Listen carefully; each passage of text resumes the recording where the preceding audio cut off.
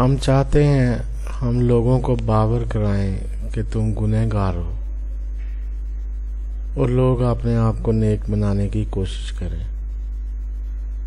ہم چاہتے ہیں ہم لوگوں کو ان کی عبادات کے نقائص گنوائیں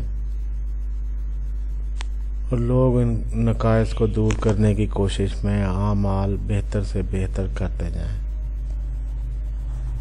ہم چاہتے ہیں ہم لوگوں کے اعمال کو ریاکاری کے ہاتھوں ضائع ہونے سے ڈرائیں اور لوگ مزید مخلصی سے اعمال سر انجام دیں۔ ہمارے اساتذہ بھی بچوں کے ساتھ ایسا ہی کرتے ہیں، انہیں فیل ہونے سے ڈراتے ہیں، زندگی میں پیچھے رہ جانے کی وارننگ دیتے ہیں، نالائق اور بیوقوف کہتے ہیں، اچھے بچوں کو ایگزامپل بناتے ہیں تاکہ بچہ ضد میں آ کر اپنے آپ کو بہتر بنانے کی کوشش کرے۔ ماں باپ بھی ایسا ہی کرتے ہیں۔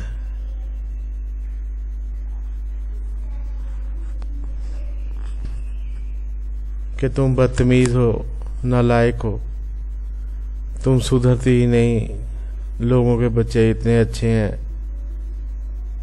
تاکہ بچہ غیرت میں آ کر بہتر بننے کی کوشش کرے۔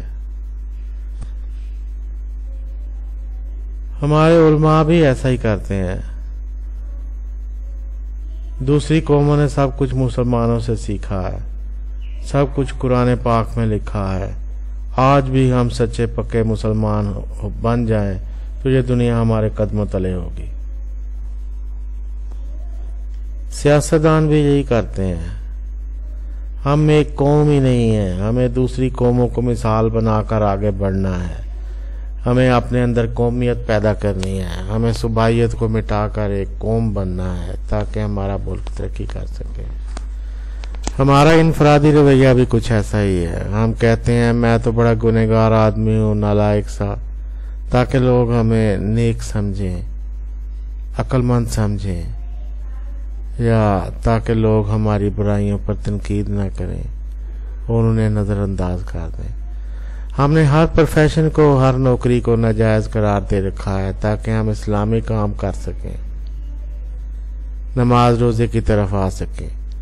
ہم نے ماڈرن تعلیم کو بیکار قرار دے رکھا ہے تاکہ دینی تعلیم حاصل ہو سکے۔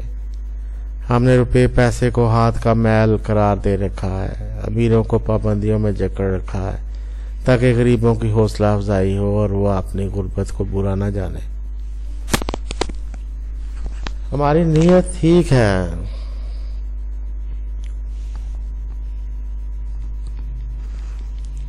طریقہ کار ٹھیک نہیں ہے۔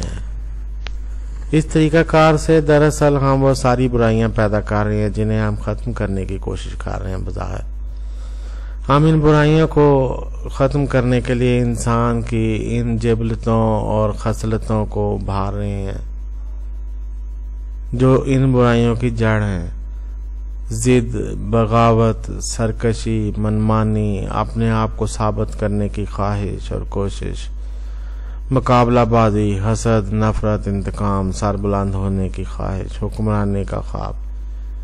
ہمارے طریقہ سے یہ سب کچھ پیدا ہو رہا ہے۔ اللہ تعالی ہمیں مثبت انداز تربیت اپنانے کی سعادت عطا فرمائے۔ آمین ثم آمین یا ارحم الراحمین۔